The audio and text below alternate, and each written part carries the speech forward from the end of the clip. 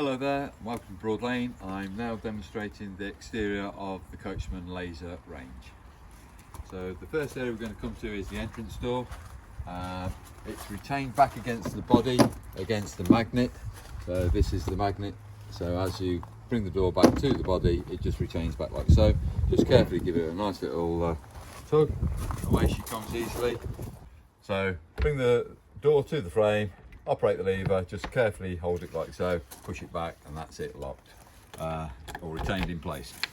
The key goes in and out in the vertical position, and on the actual door lock you can see it's got a lock point, which is that one there, so that's now locked. Bring it back to vertical to remove the key, and that would be unlocked. Bring it back to vertical to remove the key, and there. Okay, so simple operation like so.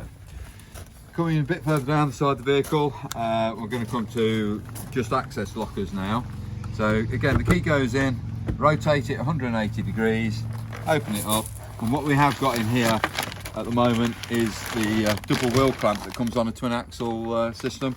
If this was a single axle variant, then we'd only get the one wheel clamp, but being a twin axle we get two wheel clamps provided, and nothing more to really tell you what you've got there, just access to underneath that near side front locker. Turn the key back through 180 degrees, keeps that retained. If we raise this, slide that flap up like so, we've now got access to a 230 volt socket, which we can use on the outside of the vehicle for use inside an awning, and that flap just slides back to hide the cable coming out the bottom there. This is for the gas barbecue point. This chrome nozzle's held in place at the moment with a cable tie, but when it's removed, that part of the nozzle, that bit, not this bit, will shoot into this brass union. You'll be able to push it in, it locks itself in place. The brass union, this part just travels down to that shoulder and it retains it, and then that will allow you to rotate that red valve. It's a safety feature basically. You can't turn that red valve unless the chrome nozzle's in place. So that's for gas barbecue point. You'd have a rubberized hose on there, bringing it to the front of the vehicle so it's out of the way. And then just slide that back down again. And the next area I'm now going to come to is going to be your gas locker location. Release the two latches. You've got a double lock system on this gas locker door. It's got a gas strut which keeps that door open, so the wind's not going to cause it to blow back on you. And then we've got a double position for gas and one single bulkhead regulator. So this is a singular bulkhead regulator here that you can see.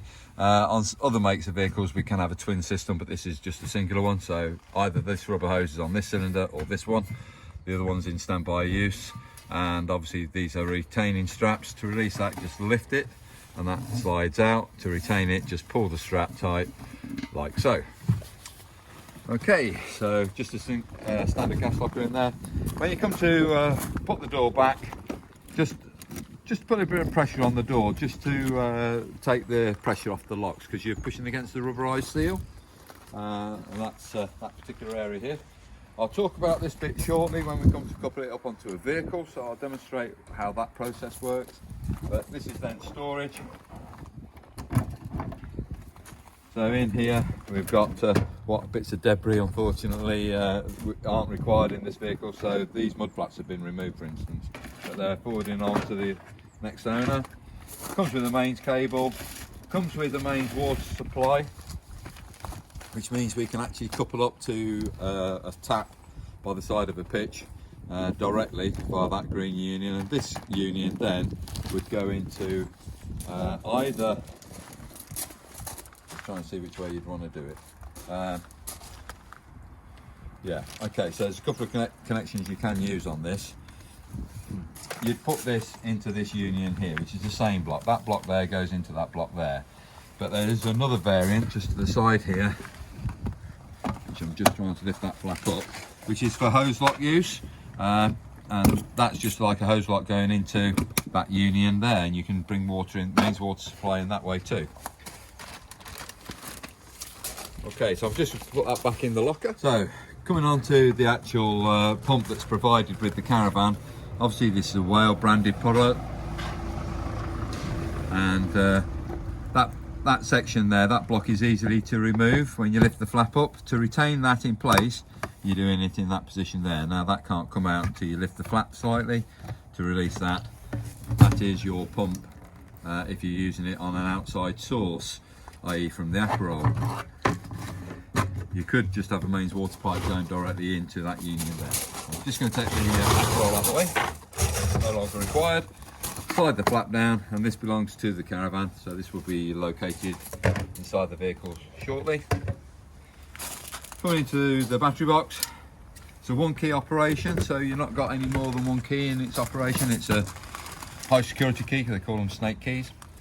Right, so in here we've got the owner's battery, we've got a mains hookup, we've got the mover control here for the isolation switch, and if I take that out, I can now reveal that we've got an external coaxial point and also the F connector. If you're using a satellite system, you connect via there rather than taking cables through. And there's a position over and on the near side of this vehicle which allows you to connect a top box into.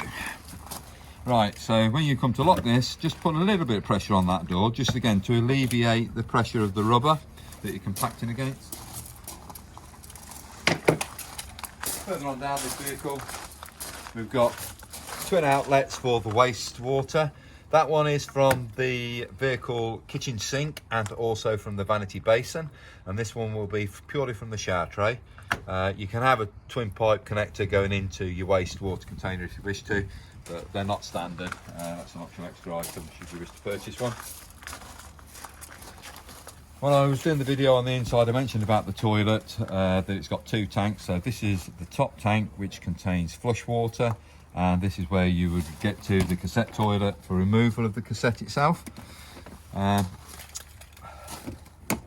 So that would be normally how you'd find it. Just lift the handle like so, and then you extract the cassette completely. If you extend that handle, you can wheel it along the ground to make it a lot easier rather than to have to carry it. So if you've got a bad bag like myself, just makes things a lot easier. This waste holding tank contains 15.7 litres of waste, so it can weigh quite a bit when it's full, but it might pay just to use that facility just to make it a bit easier for those that want to. This is what I call the nozzle or the funnel. You turn it around approximately to a 45-degree angle. It's only approximate, it doesn't have to be 100% accurate. Remove the end cap. Put that somewhere safe, and then when you're at your waste disposal point, you press this orange button in and you rotate like so. That's fresh water, I'm pleased to say. You'd empty that obviously down the chemical disposal point. When everything's been emptied out of it, just pull the blade back, open that part of the blade, and there's normally a hose pipe provided where you can just swirl around just to rinse it back out again. And on this cap, just to point out on the cap, I'll just put that there for a minute. It's got little indicators built in where you can pour the additive, or whether it be the green or the blue chemical that goes into the holding tank. You can then keep it in the cap if you wish to, and just pour it in that way, or you could just pour it in through that opening there, like so, should you wish to. So that's your dosage basically. Read the instructions on the back of the chemical that you're using, because it will tell you the actual concentration level that you need to have, how much additive you need to put into that holding tank to make it work correctly. All right, so when you come to put the cassette back in, I want that to be in the direction you're pushing it. I don't want it to be like that because it comes to a stop. So just put it in that direction, and then that will push all the way in quite easily. And on the top tank, we normally put a pink chemical additive into the top tank, but we have a little drain down tube, so I don't necessarily, this is now for winter preparation, things like that. You stop using the vehicle, you don't want to leave that full of water, so just pinch the pipe, pull the bung out, and then either can catch this into a milk bottle or something like that, or a container that you want to use, because you might want to use that next time, just conserving on the aqua rinse. And it stores back up there out the way, and just close that door up and back to the keys. Like I say, it's one key operation. That's now locked. Now I'm just going to go back round to the near side, and we've just got a couple of other bits and pieces to show you on the near side. So now we're on the near side, we've come to this large access door, which is giving you access underneath the fixed bed area that we've got on this vehicle. And again, we've got this wastewater tank and the step, which is here on this particular item at the moment. And there's nothing too much to tell you about there. You can put chairs or whatever you wish to through this hatch. Anything that you find useful to keep handy, easy to gain access to. Put the key in and rotate it. Put the key in and rotate it, and that's now locked. Finally, we just come to a couple of bits, which is going to be, these are refrigerator vents. I always say just make sure that they are attached to the vehicle, that they can't fly off. The way you remove this vent is you actually just lift these two little tags up like so, and then you pull on that edge, as you can see, and that's it out. Right, so I'm not asking you to remove these. Some people remove them to clear debris that might be down here or something like that. But if you do remove them, make sure you do insert them back properly. So when you come to insert it back, you've got a couple of lugs on this frame, and those lugs go into that part there on each side. So just make sure those lugs are located correctly. That's correct.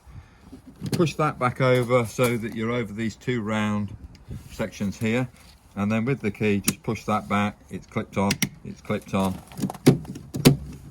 Just make sure that's nicely back. The same applies to the top refrigerator vent. The only other bit I'm going to bring notice to is going to be the sticker down here. On this VIN plate sticker, we've got the manufacturer, we've got the model that's being used and the VIN number, we've got the maximum technical permissible laden mass, in other words maximum gross, and then the X works weights. Take one away from the other, it gives you your payload.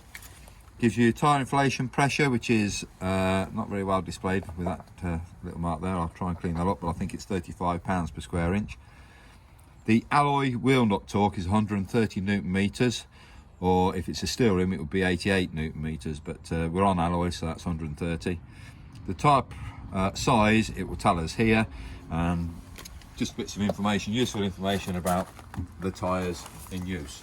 So hopefully you found this to be informative. Thank you very much for watching the video.